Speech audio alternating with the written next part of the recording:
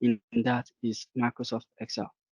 And it is very important for us to know how this is. So, um, just an overview about Microsoft Excel, and I'll be moving directly into the Microsoft Excel workbook now. So, Microsoft Excel, like I said, apologies in case you know this, but it is worthy of staying. So, it's actually a software developed, a spreadsheet software developed by Microsoft. And I mean, the word spreadsheet should bring your mind um, to your normal book. I mean, where you actually enter in data. Imagine how data has been entered in, say, some 1805. So, I mean, data have been gathered at that time, but a software was developed by Microsoft, which is a spreadsheet just for us to actually um, perform a wide range of data analysis and data management. So it has interface which consists of read and cells, and that will be seen in a bit. So, and it also has, I mean, it can be used for data entry, for data manipulation, and also to analyze data. It has several ribbons and tabs, and these ribbons and tabs are there for us to use and actually make some go to manipulate our data and also to do some analysis.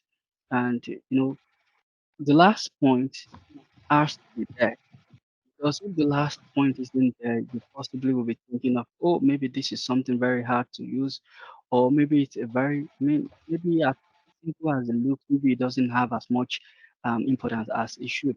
So it is easy to use with consistent learning. And that takes us to the grade. So that I won't just be boring you with a lot of words. Tonight is not the night of words. All right, so this is what it will look like. We have several ribbons in Excel, and this ribbon actually gives us everything. It is a well-loaded ribbon, and the home tab gives us what we need to perform basic tasks. I see a lot of people on a daily basis finding it very difficult to sum three, I mean, to sum over just three, maybe two cells. And you would think it is very important, I mean, very little to achieve.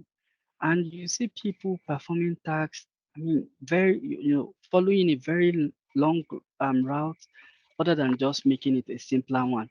Did you know the difference between people who actually follow a very long route and those who actually does it faster? The difference is their understanding of all of this that we have here, from home to inside to page layout to formulas to data to review to view. Forget about developer help. Everybody has help. Forget about data effects. Okay. A lot of people have all of the other ones except for developer and data effects. If you need it, you'll get it. All right. So that aside, all right, so let us get into it. So what will you perform with this home? Okay. I love to be practical, and that's why I say I'll be bringing some data into this. Let me just bring a part of the data that we'll be using later into this. All right, so I just copied this here, okay, so that we can perform some very quick operations on them while still on the home tab. Just imagine something. Okay, so this header was made to stand out by actually making it bold. So, and as simple as this is, people still struggle to find about how should this be done. And you can see it could be achieved in this particular tab. So by just clicking on bold, or you use a shortcut Control B. So I mean, shortcuts will give a list of shortcuts that you can actually use, but I mean, we'll just show you how it is done. But apart from this being done, I mean, clicking bold, if I want to apply this to all of this, and I don't want to have to say select this and click bold, I can actually follow another route and I can use my formatting brush. So format painter, so I can use it to actually format this with the same format that the cell I had actually selected at. But before going into that, do you know the name of your cell? Somebody tell me the name of this cell that I have clicked. So it is actually H9. So that I won't have to interrupt myself. So let me just explain how this. So in Excel, basic thing that we should know is that each cell has a name. And why this is important, you will think it's actually something you can gross about, is when you're working on a data set and someone asks you, maybe on a Teams call, and someone is saying, okay, John, please, can you can we have the average of cell F9 and G9? And you just be wondering what is this guy talking about? Okay, please sum H2 and D3. And some what is it talking about? Where is H2? Where's this three in this? So Excel, every cell in Excel picks its name from the column it falls in and the rows it falls.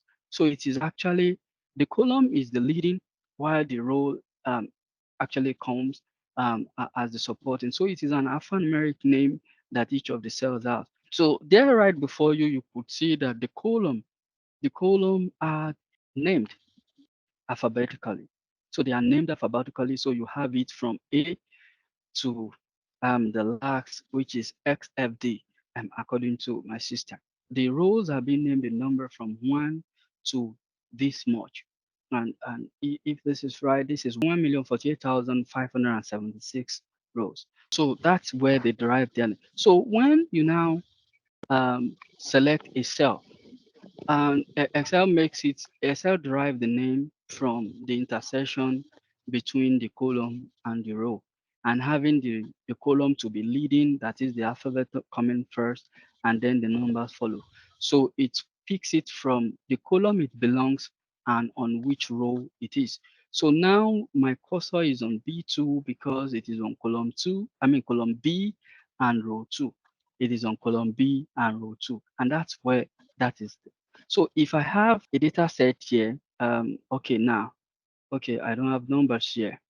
All right. So and I'm saying, okay, just check if E E3 is the same as A11. So if I'm just to do a check, John, please help me check if E3 is same as A11. So I don't have to be puzzled because I already know that to check that, I'll just say, okay, is it the same? And it returns false. No, they are not the same.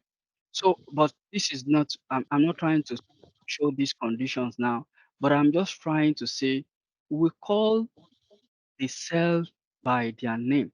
And so sometimes when you see formulas and you're trying to understand which cell makes up this formula, I mean, which cells are used as argument of this particular formula, there you go, you know now the name. All right. So wiping this off and just going a bit more organized. Okay, we've seen that the cells have their names and the name should be respected by all means, and you must address them by their name. But like me, I love to be called my full name, John Lawal. So the same, you should address these cells by their full name. All right. So please, just a moment. All right, like I said, you have to respect the name of that cell and call it at appropriate. And that will also help you to troubleshoot. Possibly somebody gives you a particular formula to say, okay, please help me with this. If you don't understand this basic, you possibly might not be able to help. And then we move on to the next, which is the insert. And you want me to quickly run through this particular part? Um, so just see what this could do for us.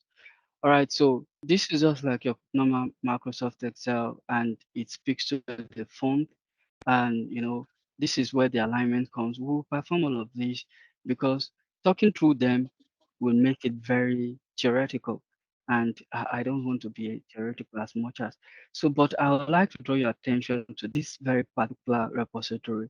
So it is the function library. So you want to make this place your friend as much as you make Google your friend. So you want to come to this place and see, okay, what are the possibilities that exist? So I want to perform something around sums. I want to perform, and at this point, let me pause to tell you that there are five basic summaries that you can actually perform. So five basic summary. So you have several summary, and they goes into as much as you can.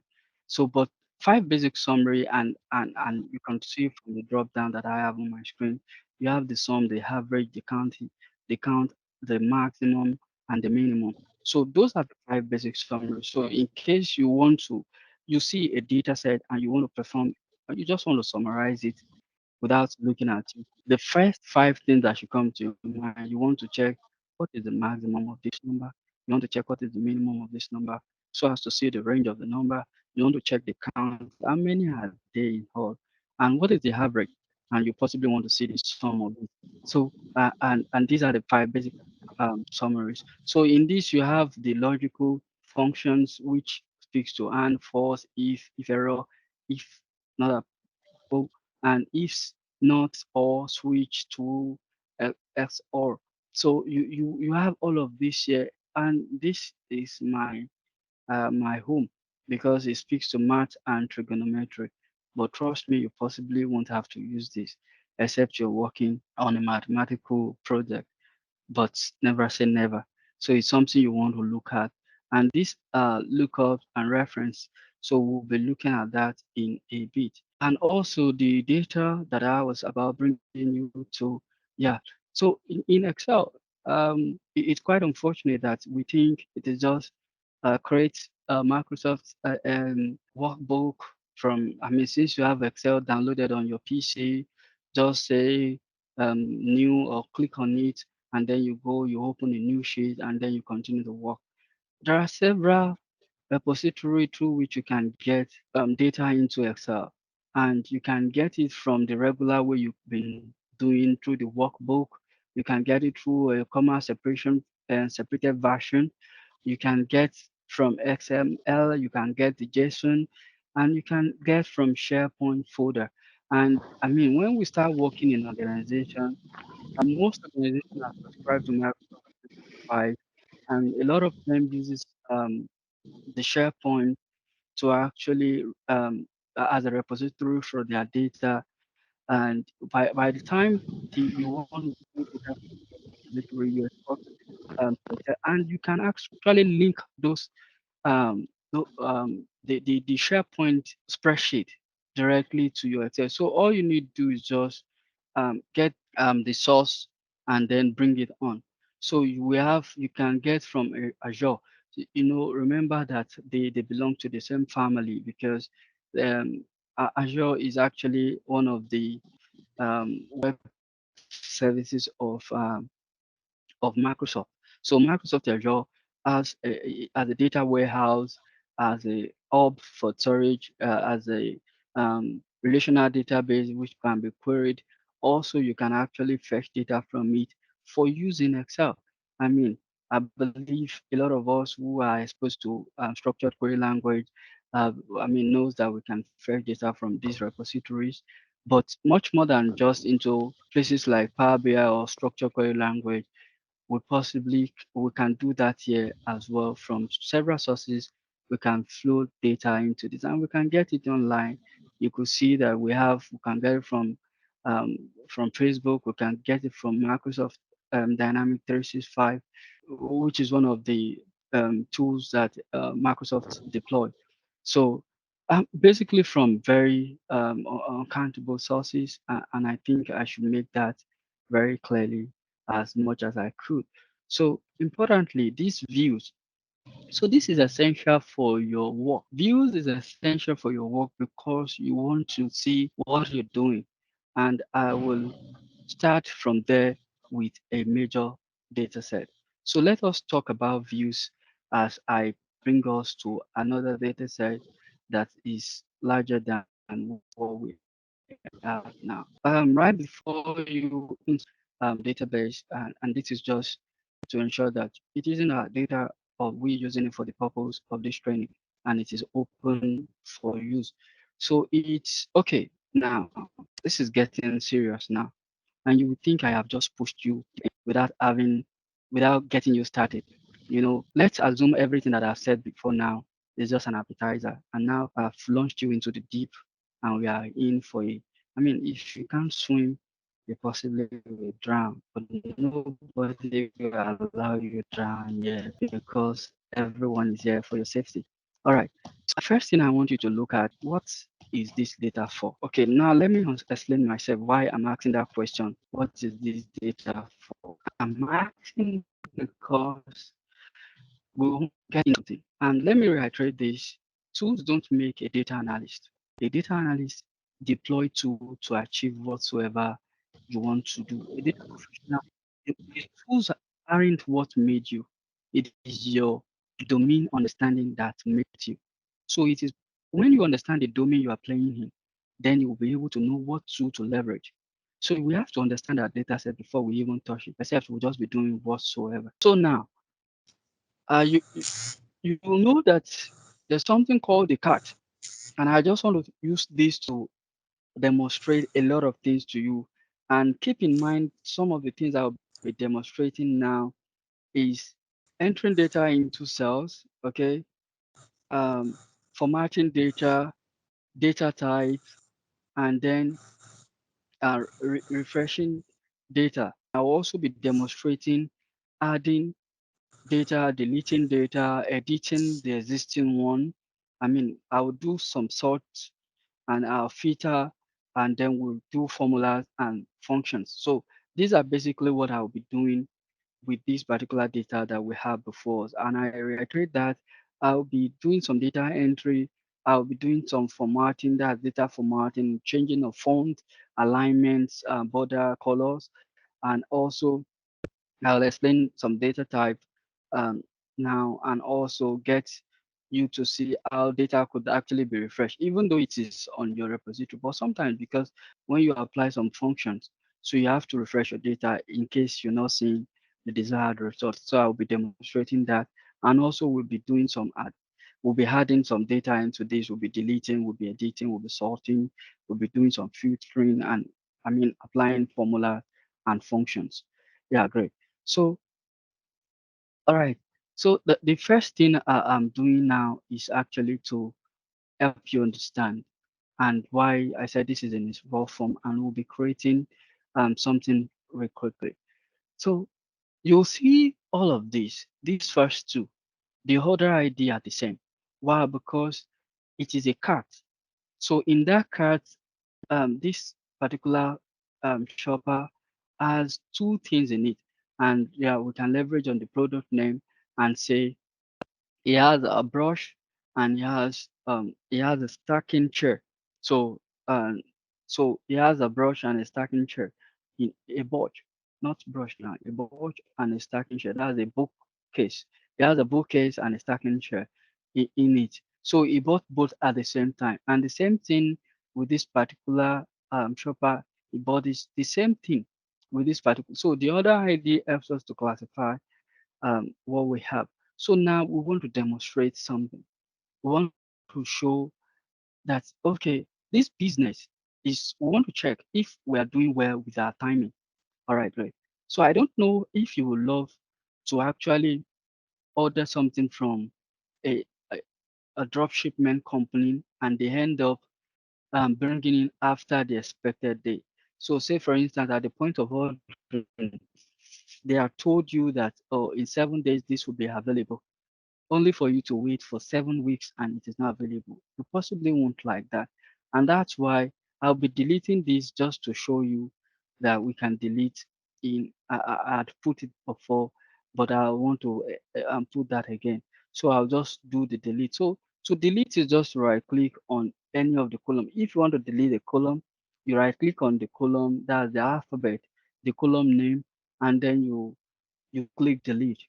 And in a case where you want to use your keyboard, you can just use your back what's it called, backspace to delete entries, or you use your delete button to delete everything that is there. Because by the time you use your backspace, it delete the first row, and when you use um the delete button, it deletes all through. But that's not what we want to do. We want to take out that column entirely. So you can achieve that by right clicking and then you say delete. So we have taken out that. It is good that I have to remove that. So I want to insert a column into this. So by right clicking and then clicking on insert. So I have inserted a column into it. And here I'll be talking about data format. So whenever you insert a column, the column takes the format. It takes the format, it takes everything of the column to its right. And this is what I mean. Now we have inserted column E between column D and column F. So the format that this column E comes with now by default is the format of column F. Right click on this and we can clear the entire content in this. So if we clear the content, it's, I mean, more like using our delete button to move out the whole content. And then I can recall that back with my undo button. And remember, it is not just Control Z that you can use. We have at the top of the workbook, the arrow tilting to the left, which is the undo, and the one tilting to the right, which is the redo. And that should be taken advantage of. And even at this top, you can have the save button here, in case yours isn't there. So you can click on this drop down. That's the customize quick link access toolbar. So you can add more to it. So in case I just want to add that I should be able to create a new workbook at the top here. So I can just say here. So if I need to create a new workbook, I can just click and then a new workbook will open onto me. And if I want to have the open function, I mean, open here. So maybe I have something and I want to just go and open. So I can from here get into it and then open. All right. So that's it. And you can have as much as possible, but I don't think I need them. All right. Simple is better. So now, okay, I don't need this either. All right. So we're talking about this. No, now. So I was saying, telling you about now we started a column, and now speaking about the format that this column are taken that have just been inserted. So whenever you insert a column into a space, like I said the other time, it takes the formatting of the column to its right. I mean left now. I mean to its left. So now we have inserted um what's it called, a column between D and F. So be sure that the formatting that it will take is the formatting of column D. Yeah, I missed. I called F the other time, and that was why I was expecting the formatting of F. And now it is actually the formatting of D, that is the one to the left. So now I want to demonstrate something. So I want to get the lead time, that is the difference between the ship date and the order date. So I say this equals this minus this. I mean, just direct subtraction. And this is just a formula that has been written. This is not a function, right? This is a formula. But if I had actually put it in, if I had automated this, that all I need to do is just to impute my um, column D and then column C, and then click enter. Then that is a function. So get it now. Somebody might ask you, what is the difference between a formula and a function in Excel? A formula, if it is a formula, then you will add your operators. But if it is a function, you just add the cells that it will be working over.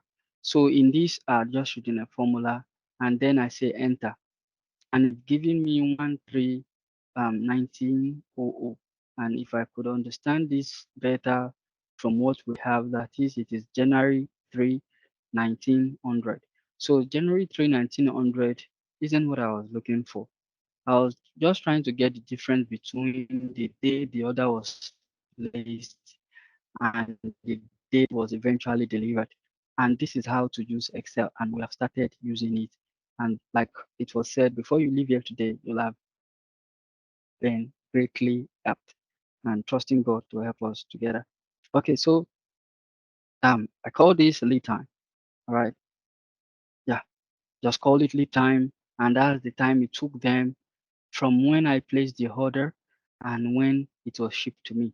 So using the ship date as the leading factor, and then the end date, I mean the order date as the one that I'm subtracting from the day it was shipped. But this isn't what I want. This is not what I want. I want it a in a number format. So I want to get it in number of days. That is what is the difference between 8th of November 2016 and then 11th of November 2016. So I want to be able to have that difference. And that was what brings us to this. Then, it is giving me this. And why is it doing this to me? Is because when I inserted the column E between F and D, the column automatically took the form of D.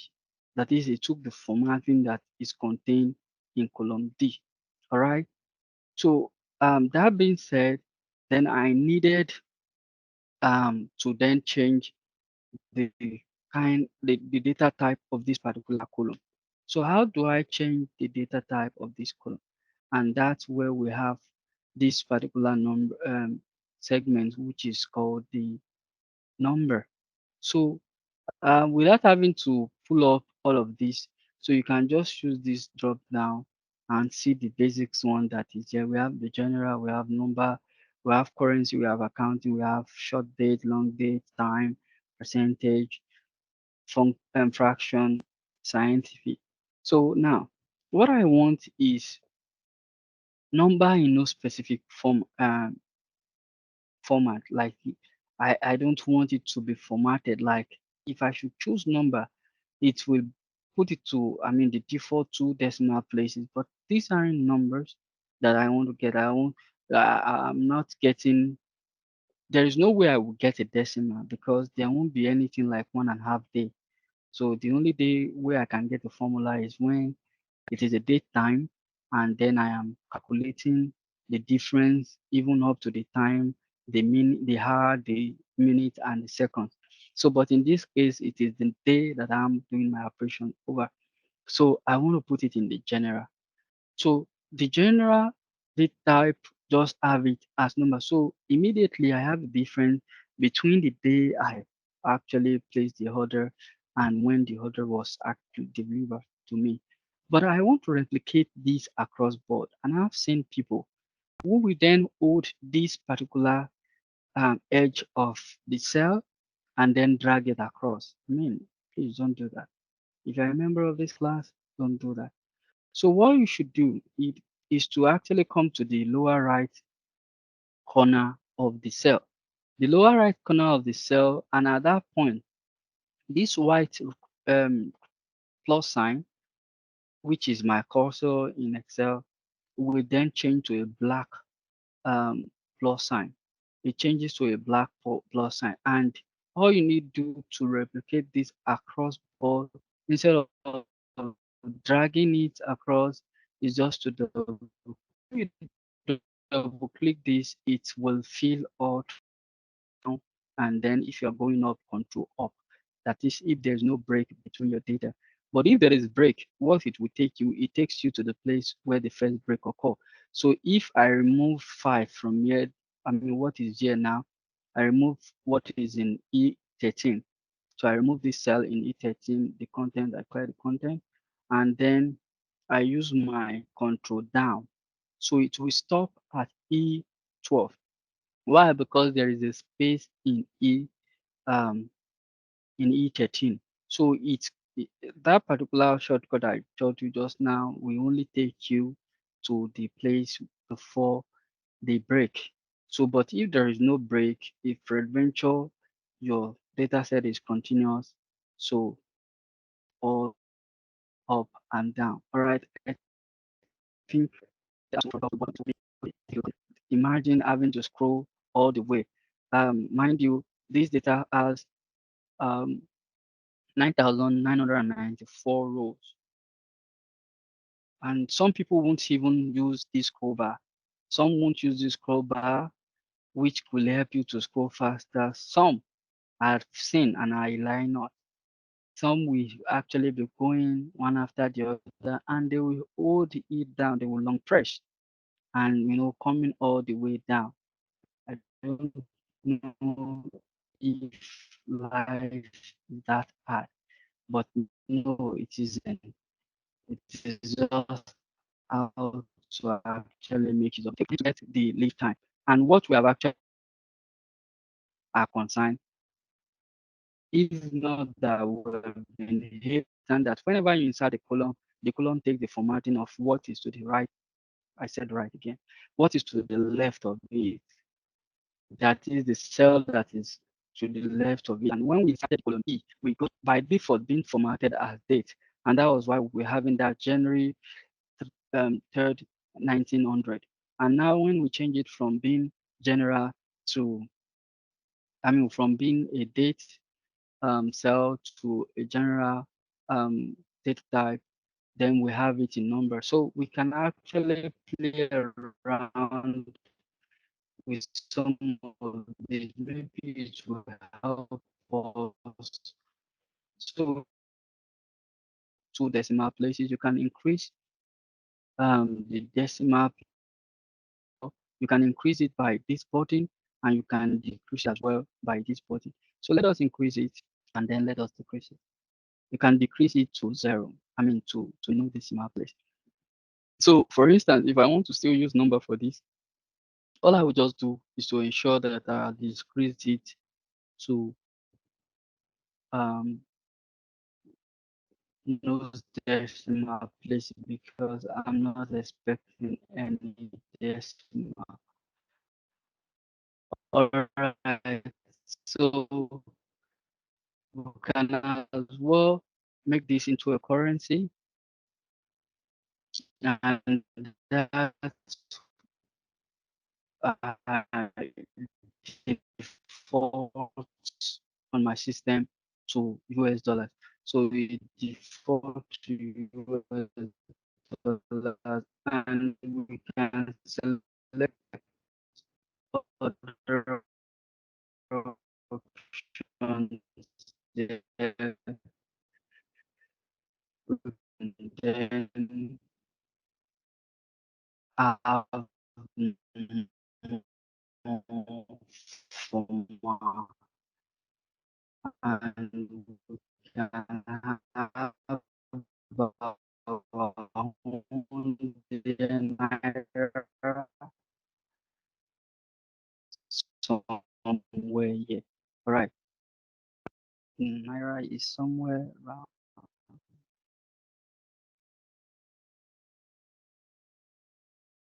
No, joke.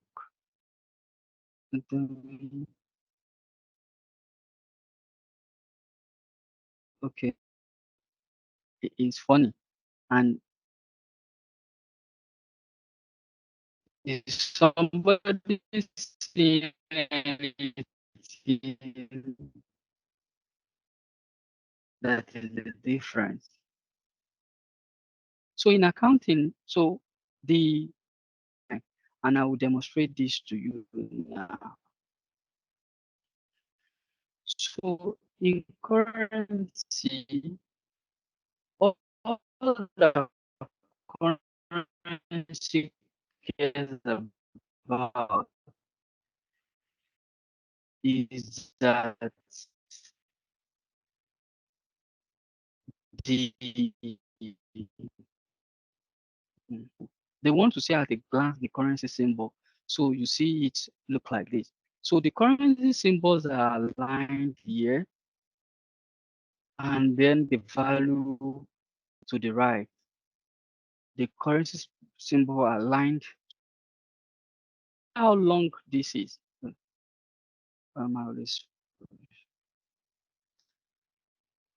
No matter how long, it will only dictate how far apart the currency symbol and the value will be, but that the value will be aligned to the right, and then the currency symbol aligned to the left.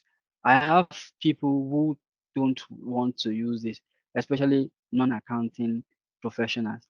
So if what you're doing is not something that is accounting that is rigid accounting. So you can just make do with this. But if you want to do something that accountants will have to see, you might want to see it because this appeal to them better than this. To them, this looks clumsy. All right. That or everything just yeah, it is only when you're looking at it line by line that you but this without having to look at it line by line, you get to see everything. So also we can see the date, short date and the long date. This is the short date. Okay, let me call this guy home.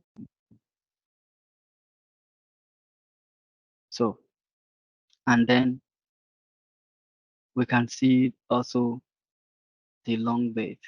All right. So this is the long date, and also we can see the time for format. You can have this in percentage, and we can have it in fraction, then we can have it in the scientific form, that is raised to power. All right, so these are some of the ways by which, and we still have a lot of them, and we can even do our own custom um, numbers. Okay, we can customize it for our own use. So I have some of my customs here. All right, so you can customize it for your use. All right, so let us just put this back to what it should be and then run our formulas through again so that it corrects everything. And now, so the alignment now. So this is the alignment tab where you align your. So this isn't looking good right aligned for me because I want them to be able to see it. So I prefer something that will keep it in the center. So it is not just slipping on the right or slipping on the left, which you can do by just moving it this way to the left or this way to the right and this to the center. Also, this at the top speaks to where you want the data to be. As this is talking about the positioning, this is talking about how do you want it placed in the cell? So um, there is the um, vertical alignment and there is the horizontal alignment. Okay. So now let me make this big so that you can see what I mean by the horizontal and vertical alignment. This here addresses the horizontal alignment. And when you say horizontal alignment, it is across the row, that is left to right. So now this take care of the horizontal alignment. All right. So is either it is on the left horizontally or it is on the center or uh, on the right. But this takes care of the vertical alignment. Is either is at the top, in the center, or is below. So this is up down. So if and you sometimes have to use a combination of these two to achieve the position you want to keep your data. I want to keep it in the center vertically. I also want to keep it in the center horizontally such that my data will be at the center of the page. And that is not what this is like. This is just kept at the right. So if we expand this cell, you will see that this is kept below no horizontal alignment. So that's why you see that it is not here. It is kept below no horizontal alignment at all. So if we give it, say for instance, maybe right horizontal alignment, you see it comes to the right here, or we say left horizontal alignment so that it is left left, or we move it to the center. So and we can just unselect it. All right. So that is that about the alignment. All right. So now I mentioned earlier about the 5 basic summary. So let us quickly perform those 5 basic summary on these values that we have. So we have the sales, the quantity, the discount, and the average. So coming to the end of this, all right. All right. So wait, let me quickly do this before. Now I am on the I am here and I want to be seeing the start of this table. So I want to work here, but possibly I want to make reference to this column. Um, say for instance, okay, let's say I want to make reference to this lead time that we have just generated, let's assume it makes a lot of sense to us, as in it is very important that we are looking at it as we work. So, and we want to be, we want to have it just in clear sight, and also we want to work here. So, how do we achieve both at the same time? I want to perform tasks on these last four columns, and I still want to be seeing this. And I don't, one of the ways to achieve that is just to come here and reduce this, at least I'm able to achieve it, right? But my lens must be cylindrical lens for me to continue working like this. And let me make it very clear. I can work like this. I can see it. You see, my sight rating is 10/10. All right. But how long will I do this and then destroy that 10/10 and make it become 0/10? So I won't want to do this. All right. All right. So I won't want to do this. So I want to put it at maybe a 80, or if not even 100, and work there. But there is a way I can achieve this that I won't actually spoil my site, and I'll still have what I want. So if it is only the lead time that makes sense to me, and I don't want to, that I want to see. So two ways I can do it. I can just have this like this, have only the lead time showing on the left, and then I'll come to my view, and that's where the view is very important. So, and I can freeze the pane, right? So I can freeze my pane and say, okay, freeze this pane, and I'll say, so there are several options. The first option that I would love to say, forget about this first option. Yeah, let's make this free stop row the first option. So this is the first option. We say free stop row. So if I should apply this free stop row, just like the name implies, the top row is frozen. All right. So the other time before freezing this top row, whenever I move from top to bottom, I will lose the table header. Now, I don't even know what this is. What is the name on this particular header? I don't know. What is this number? Now I'm looking at it from from the table that's below the table. What is this number? I can't even tell what the header is. So what I will end up doing is move up. Oh, this is postal code. Come down. And when I have issue with this one as well, move up. Oh, this is category. But there is a way you can achieve that. All right. Now let me do it here at on this view. So if I should freeze pin here and I say free stop row, automatically you will expect that row number one should be frozen. But no, row number one won't be frozen in this case. And that's because the top row that my screen can see now is row um 9974. So if I say free stop row,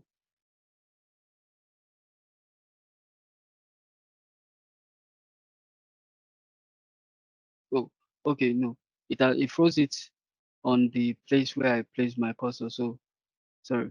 Yeah, and that's just it. So I thought my cursor was here. So if I say free stop row, okay, free stop row. So the fact that it says free top row does not mean it will freeze row number one, right? It's saying that freeze the row that is above my selected cell. Freeze the row. And that is to being cautious of where you put the cell you select when you are freezing the top row. I'm very sure you have entered into a document, and I lie not, someone showed me a document like this today, where he is unable to see. If you look at the function bar, the formula bar, you will see that it is moving. Can you see that it is moving up and up and up?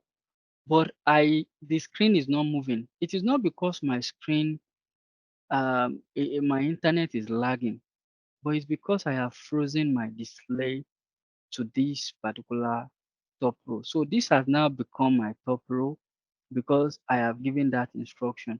So you have to be careful when freezing top row to be sure that you are freezing it appropriately. All right. So I've unfrozen it. So now let's get to the top row because sometimes when we teach these things, we just say free stop row and we come here, we select here and we free stop row and people think, oh, that is how it works. No, it reference where your cell that you select is. So if I select here, just like I explained earlier, and I say free stop row, so it has frozen, no, freeze, let's say free stop row. Okay, so now it works differently in the sense that I have selected, I am close to the top, but let me just hide this and then do the same thing, selecting the same cell, and that's what I like to explain. So because some people find it very clumsy to apply this and say, it is not working, it's distorting my data. If the top is showing, and that was why I went down to perform it at the base. If the top is showing, that is the top row number one is showing. If you select any cell and you say freeze top row, it will still recognize the top row.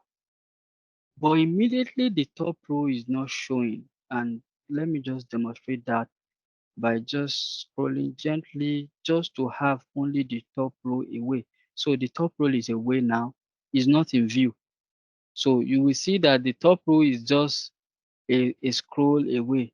If I just do this, but all I need to do is just to ensure that it is not showing on my display. So now if I click here, that is cell M16 and say free stop row, it takes cell M16 as my top row. Okay.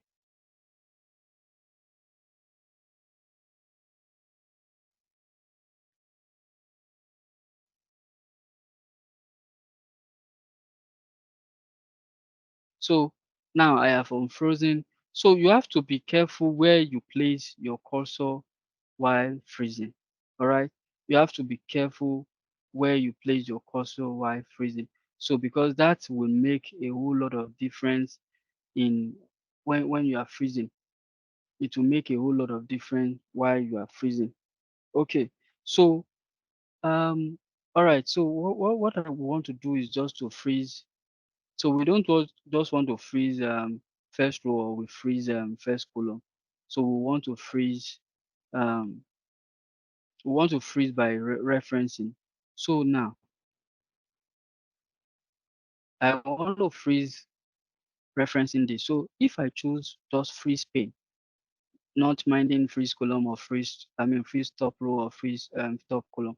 So I want to fill by whatsoever is above my selected cell. So that's how.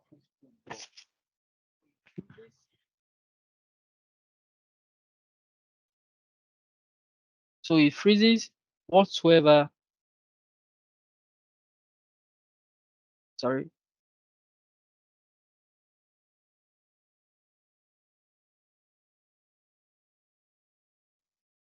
Okay. Are there right? Oh, sorry. I don't know. Messages were dropping. Sorry. Okay.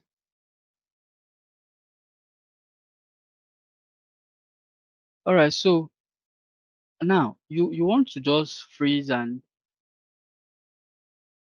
reference. So you want everything above and to the left be frozen. So that's when we use this freeze pane. So freeze pane actually work in a way. Okay. So now let me just complete this and you get it. So if you want to freeze and just get how it works and everything here get how it works. So because you won't be faced with this same problem every day, you will have several one to be faced. But once you know the fundamentals, so it is there, you will see how people are using just some if or some ifs to actually do a lot of things. You'll just be wondering how these are all that I know to do, but possibly you understand it as being very narrow, and you don't understand the fundamentals. So let us just understand the fundamental and how some of these things works. So if we use this symbol, I mean the option calls free spin. So, and only the good thing about Excel is that it gives you explanation. Excel doesn't leave you in a dark, and that I will emphasize more when we start writing um using functions now. So the freeze pane option, it freezes the row above and that which is to the left. Okay, it freezes the row above, the selected cell, and the row to the left. So what do I mean? So if I put my cell cursor here and I say, let me put it here so that we can understand. So, and I say free spin. So it has frozen everything above it and everything to its left. So so I can scroll this way and this remain constant. Everything to its left remain constant. And I can scroll downwards and everything above it remain constant. So that is actually the function. So instead of even using um, free spin sometimes, I mean free stop row or free stop column. So what we can do is this. So I will use free spin to achieve free stop row. So all I need to do is just to select from the row like this. So if I select the row this way, what I have invited or what I have evoked when I say free spin is that free stop rows. So I have frozen the top rows this way. And if I want to achieve freeze first column, all I need to do is just to select this and go here and say freeze pane. And by this I have achieved freezing top. Um, I have achieved.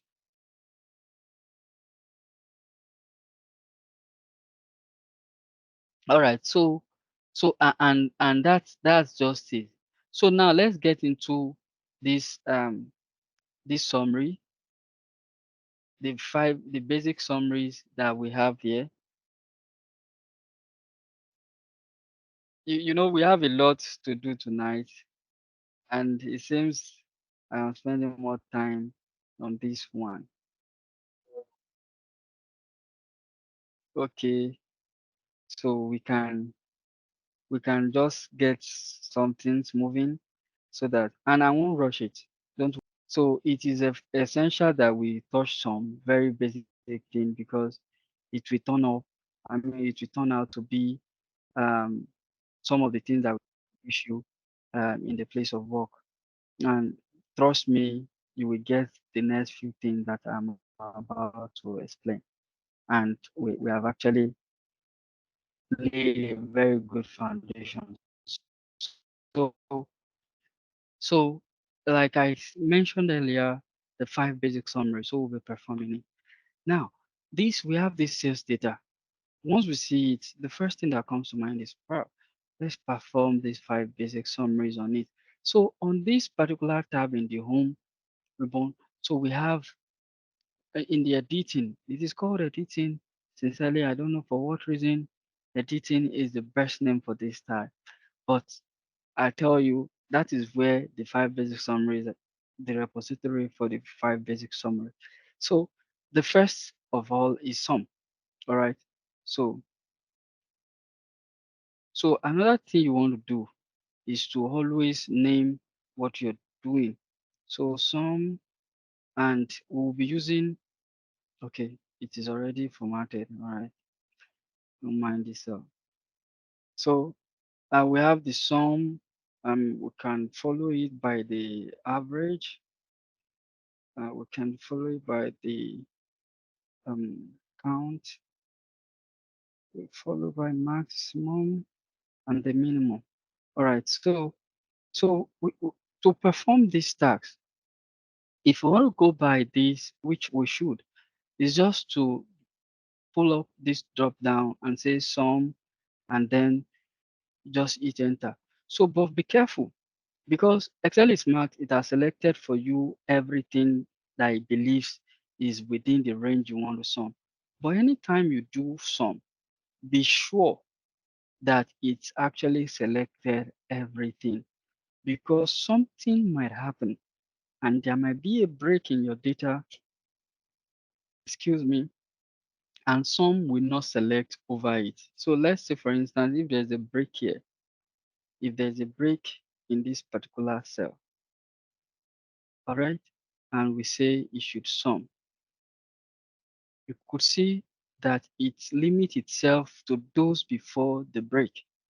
And the break, I had shown earlier, the break might have occurred in between the cell that you don't know, but because you are down here as well. So it's very good that you check if your cell is complete. One of the ways to check, and that was why I spent more time about the cell name. So one of the ways to check is that the function here is the sum function, and it's saying that the two arguments. So good enough. I'll say this. I said it before, but you possibly didn't pay attention to it, and I'm saying it again, and you will know you did not pay attention to it now. Everything in Excel has its rule, and it is always before you. Now, this is the sum function, and we call it up in several means. So I had called it up from this particular place, and you can also call it up by just having your equal sign, and then you put your sum and you tab. So by the time you tab, it will ask you, "Oh John, I am at your service, but provide me the first number that you want to sum." I'll say, "This is the first number." Provide me the second number. I'll say, "This is the second number," by holding the control key. You say, "Give me the third number.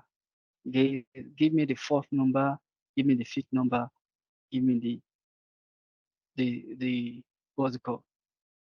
The sixth number." So, and we continue to give it. You could see that it is asking now. You know why it wasn't why it didn't show that way, but let me do it the way as I am selecting it to be showing. So now I've provided it the first number. Is asking me, "Give me the second number." I provided the second number. I say, "Give me the third number." Immediately I put a comma, which satisfy what separates a, a, an entry from the other. So I put a comma, it asks for the fourth number. I put a comma, it asks for the fifth number. Why am I saying this? You'll get to know shortly that every function in in Excel has an expectation. And once you meet the expectation of the function, believe me, the function will meet your expectation. So now is that please provide me one after the other. Okay, provide me one, provide me two. But there is a way you can indicate a range by using a semicolon. So we say it is over the range of this to this. So that semicolon indicate that two. So it is, and um, it is something that is very easy, but if we don't understand it, 9995.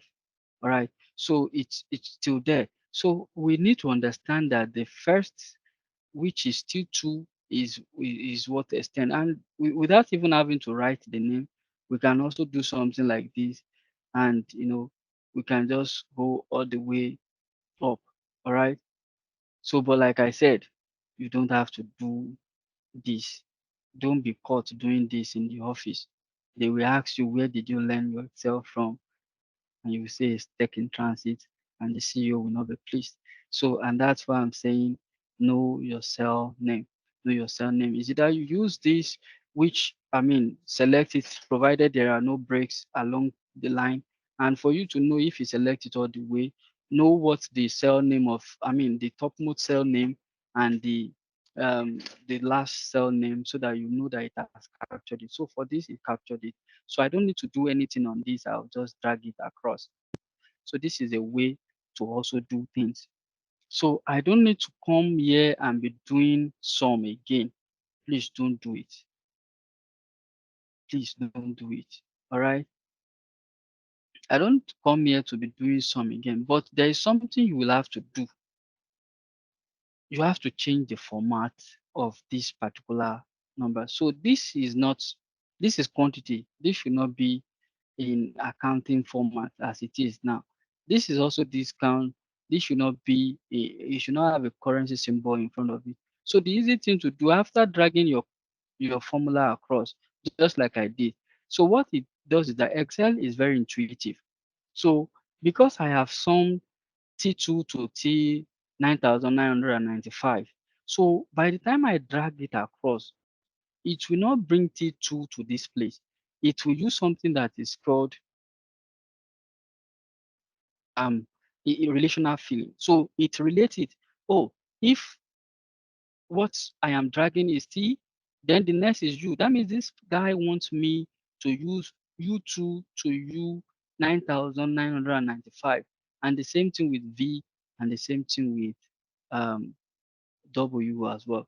But notice that because I dragged it across, it has taken the format of this. Yeah, it is correct for this, it is correct for this because they are in the same format, even though this data does not have format here.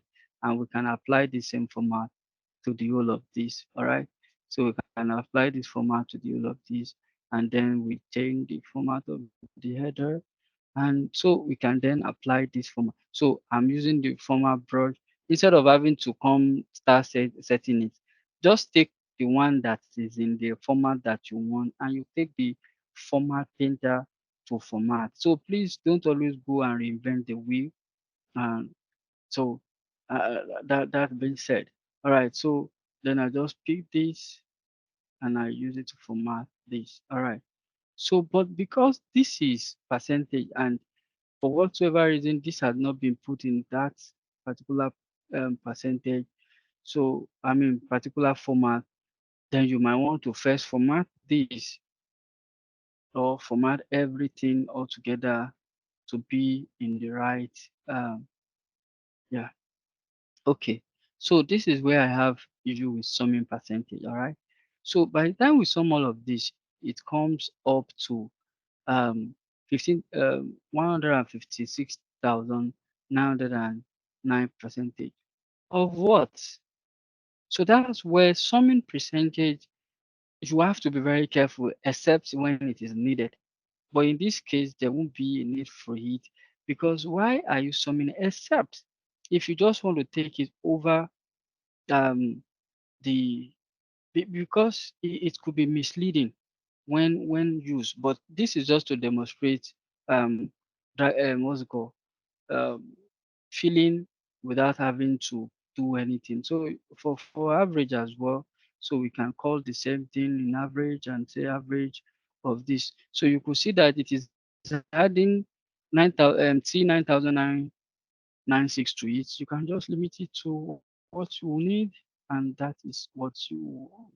So do the same thing, apply the filters here, and the same thing here, apply the filters. So, so now it makes sense now that the average percentage discount that has been given across board is 16%. That makes a very good sense than this 156,106. So what I'm saying is that when you want to get a summary, you have to watch out for what summary is good for a particular data set. So for discount now, I would rather want to have the average discount than to be having the sum of discount, and it's based on what you want to use it for. So count the numbers. So the same thing, you limit it to that 5 where the data ends, and then you can drag it across, and then you know it should have the same. So for count now, so even for this which is in dollar, which is in, so none of them should be in US dollars. So because it is count, so you can just have it in general, all right? Or you have it as a comma separated number so that you can see um the what's it called? You can see the separation. So you don't have to think without before knowing, and then you reduce the um the decimal place. Okay. So and then by default you can get the maximum. All right. So I'm writing it instead of calling it direct. So maximum, then say T2 um to this. All right. So T2 to that. So and that gives us what we want. So and that's the maximum across. So wow. So we have discount that is as much as 80%. Oh, that must be a very good one. So that's how to just get it. And the same way we apply for the minimum, what's it called, the minimum.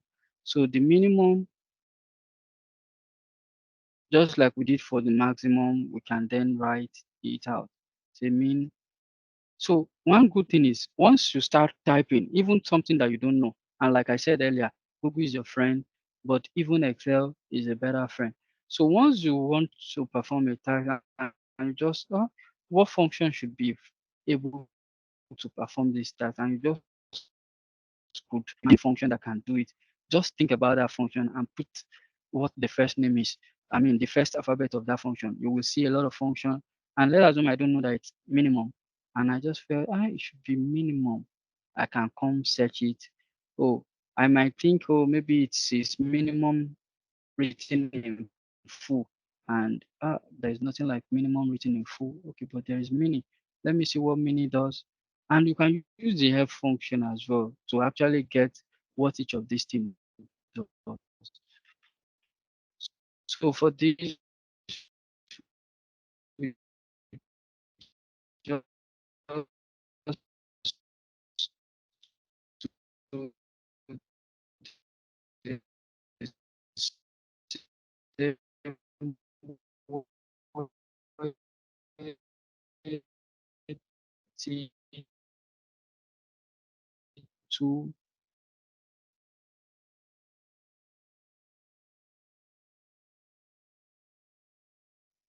yeah, hello. I'm very sure you're not tired already.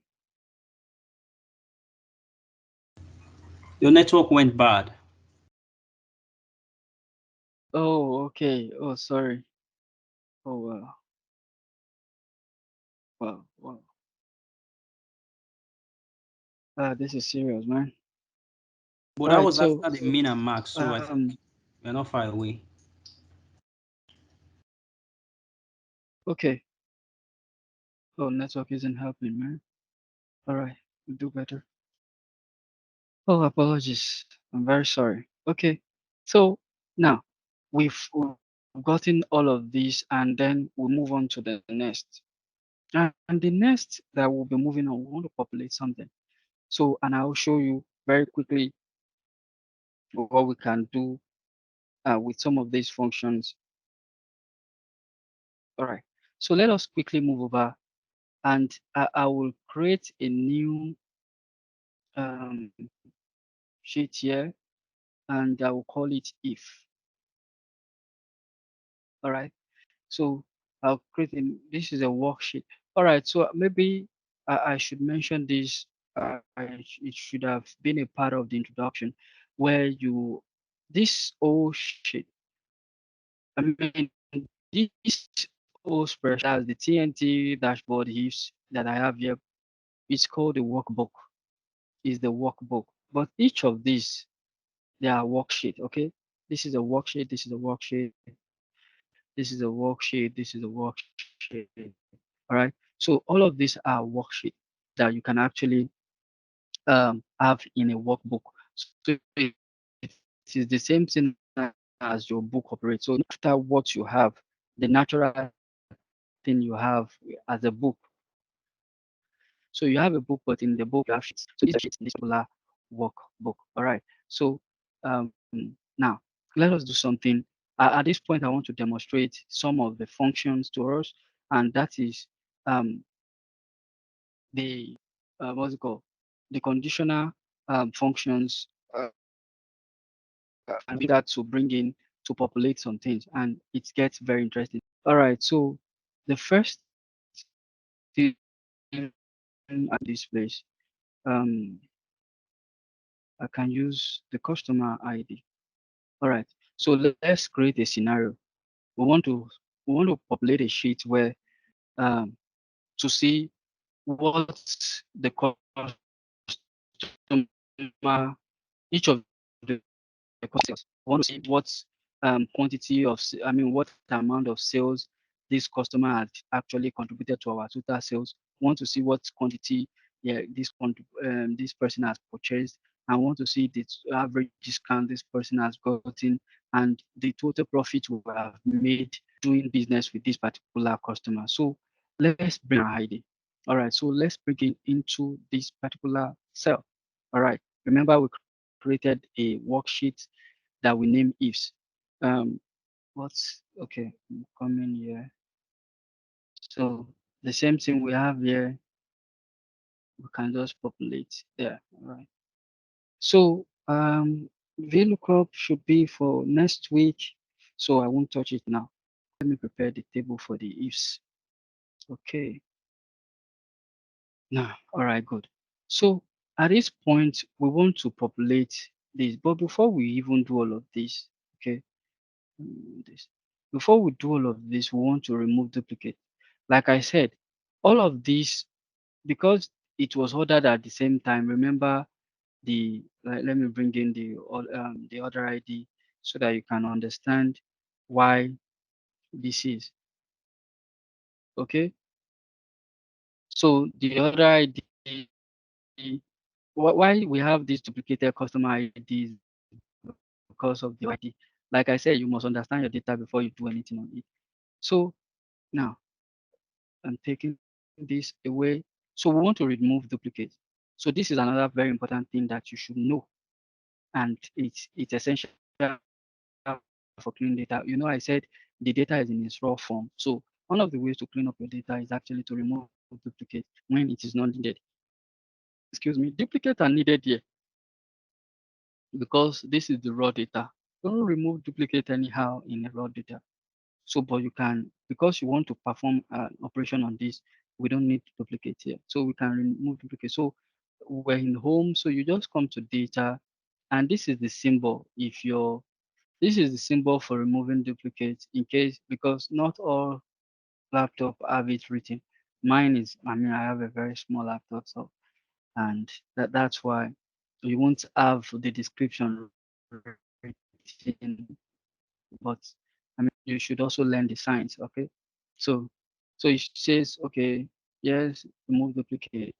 So and it gives me the report that 9,205 duplicates value found and removed, and we have 700. So we are not the total purchases of this customer because it is the customer purchases that translate to sales for the organization.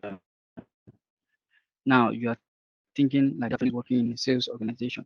So we want to see the total purchases of this particular contract supplier, I said supplier, customer that now translate into sales for us. So the function we'll be using is sum. We did sum the other time, but if we want to apply sum here, all right, we want to apply sum here. Do you know what we have to do? We now have to go to raw data, and then we now be looking. What's it? This is CG 12 that. So we're now looking at it and say, okay, these two are GC, and we'll now come here and say, okay, or say sum this. And trust me, this is not just the two time that this person purchased item from the store. It is only that he purchased on this day. If we do a filter by this number, we possibly will have some more things. So that means for us to achieve the total purchases of this particular customer, we need to then look through the system one after the other, but we don't have that time. Or some people will come, very smart, but they will filter by, say, that particular customer name, customer ID, let me get it and say, yeah, let's filter by it. And so we have filtered it. Okay. So just thought filter by explanation. So we are filtered by this. We discover that it has four. So some people might want to do this and say, okay, let me just come here and use some. Since it was some, they taught us. So I will just come here and use some gently, and then I say okay, and then I will say come here again, copy this, and come over to this place, and then filter again. Was the customer and this don't do this. Don't allow the CEO of Tech in Transit to know that you will ever do this if you ever want to do it. But I won't do it. So I mean that is just not the way to go. Okay. So the way to go is actually what we're about to demonstrate. All right. So that's why it has a functional conditional sum. So it says sum if. Imagine sum if that is it is a condition. So that is there is um a a range to be summed, also a criteria to be met. All right, a range to be summed and a criteria to be met. So first, understand what the arguments are. So before us here, we have for some ifs to work, we must have the following. We must have the range, we must have the criteria, and we must have the sum range. So the first range that you see is not the sum range, and I am happy that Excel actually differentiate between the two by saying one is range and the other one is sum range. So to explain this, that the first range, and that is the first argument you are providing, is the range in which your criteria is contained, and I will explain. So now you want to sum with a criteria. So you need to specify your criteria, and before specifying your criteria, you must select the range in which the criteria is contained.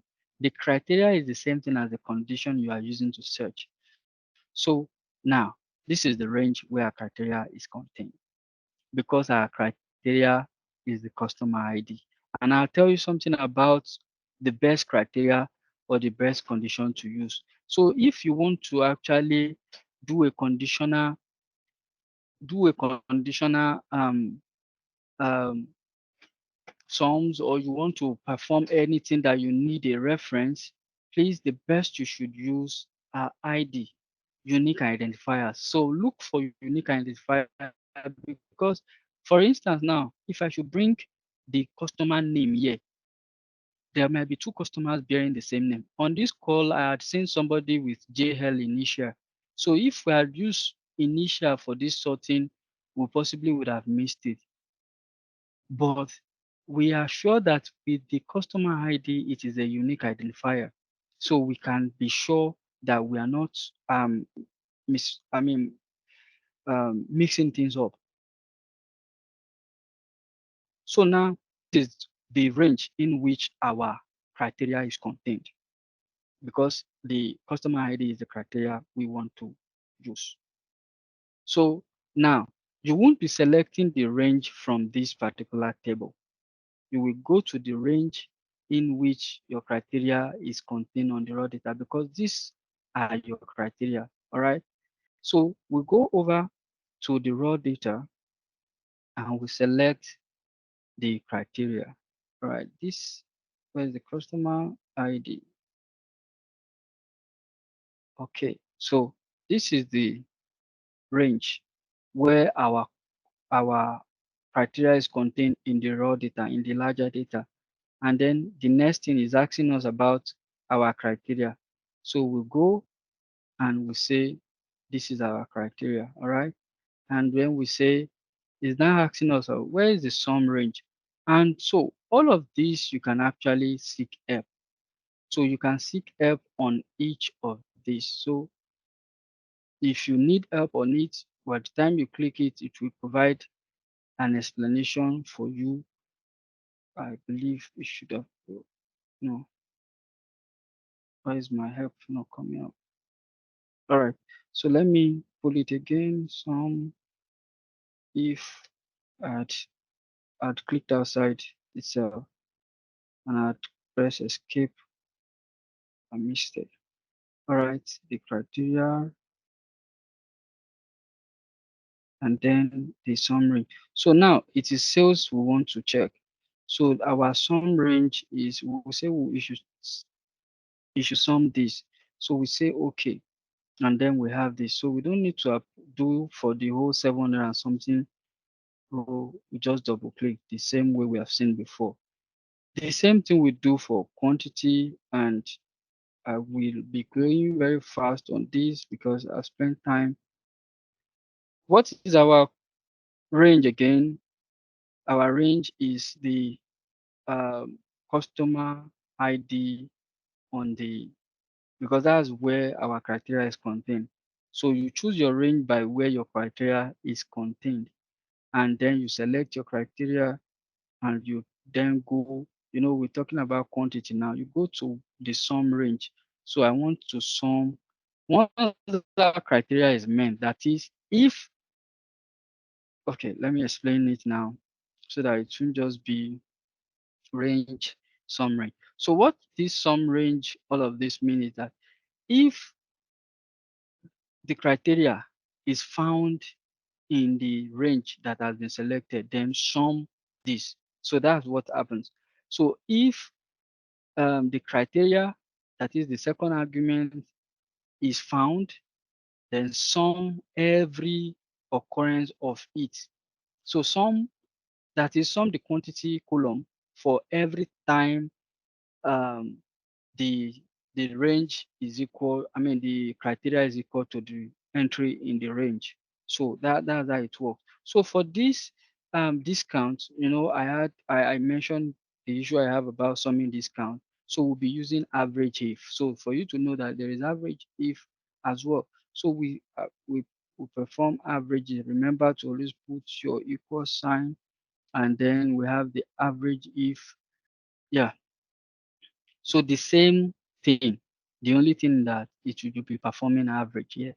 So you go over and you just select your range, and then you come over and then you do your criteria and go over to the average column to say this is your sum range, okay, the discount column, and say this is your sum range, and then you apply it across board. All right, and let's format this as percentage. Okay, so the same thing we will do for profit, and profit will also still use some if. All right, we use some if, which is the same thing, selecting the range, that is the range where our criteria is contained in, and then we select the criteria. Okay, this is our criteria, like that. And then we go over to the profit column, and then say okay. So with this,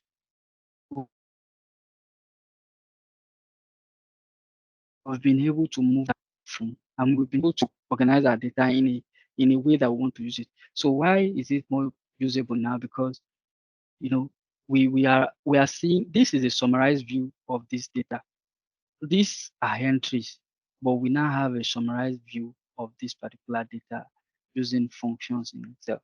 With this, you can get into a meeting and you can then present that, oh, these are top best um, what's it called, supplier. So one of the ways you can do this, even without using some of the tools that we'll be learning maybe next week now. So you can then employ your filter. So come to data and you can use filter here. So but there's the shortcut which you can also use. So just select your first row, the first row, and do Control Shift L, and that will give you this the drop down for your filter. Or instead of just priming Control Shift L, so you can just come up here into the data tab, and then in the filter, so pick the funnel and you have your filter, your data filter. So if you want to then do your sorting, all right. So now it's sort and filter. So if you want to do your sorting to largest to smallest, so with this you can have um, the largest to smallest. So you can just cut off, oh, these are the five um, top customer, they've contributed the most to the sales. And this brings us to a point where we can apply as well conditional formatting on our data. And very quickly, we'll be applying it to this. So let's select this cell and come to home on and star. So under star, we can say, okay, let's see, um, conditional formatting, and let's see, let's use color scales, and we just want to see from good to bad. Yeah. So good to bad, the greens are good. No. So now it is reverse that we've just picked. So the red are good here, but I mean naturally we want to pick the one that says the green are good and the okay. Yeah. So that means we have no, this is still not this is still prioritizing red. Okay.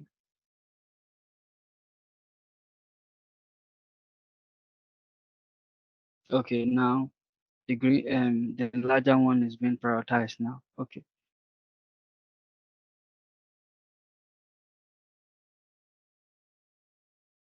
Oh, okay, okay.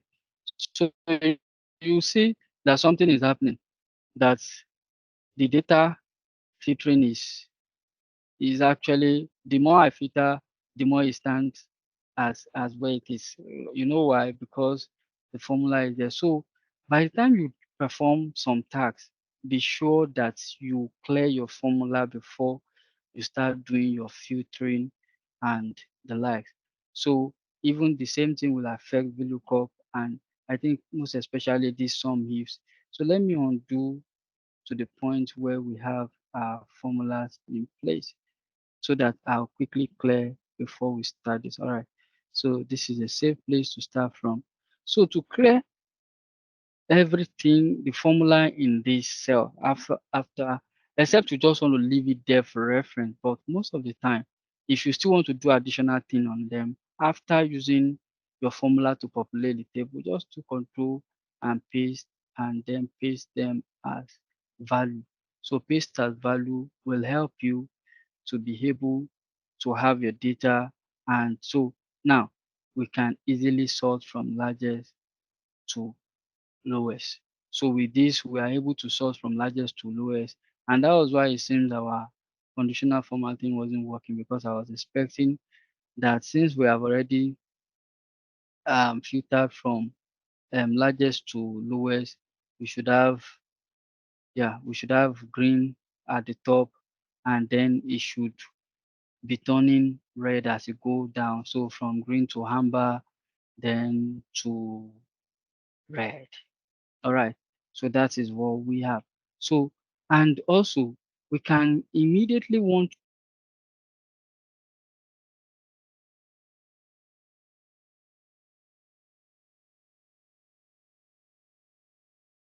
to create a chart that we just want people to know, even without having, okay, let's get back to what we, uh, okay, no, let's just talk about something else. These numbers, yes, let's talk about something else. So now you can insert a chart in this particular one. So, and there are several ways by which we can achieve that. So, there is one very funny way that we can do it, and one is okay. Okay, so at this point, let me just take this and we end. So I will be postponing the chat to some other time because my time is up. So sorry for keeping you waiting. It is just like we should continue on this forever. But we have actually done some if we've used the if function, but there are cases where you have just more than one condition to fulfill. and I'm not sure this is information overload.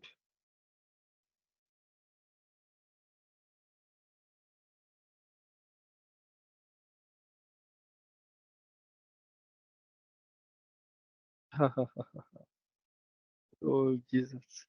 So uh and that was why I said drink water before we get into this. Okay. So if we have not settled ifs, I mean if I should do ifs now, there will be problem. If I should do ifs now, there will be problem. But this is what I will do. I will do it, and that is for you to now go and read about it, try it out before the next class. And I will yield the plea that we should touch on it the next class. So we'll be starting the class from there. But let me just try it out so at least you have seen it done for the first time before you try your hand on it. And that's what we'll be encouraging on this class. Anything we do in class, no matter how clumsy it looks, please go try your hand on it.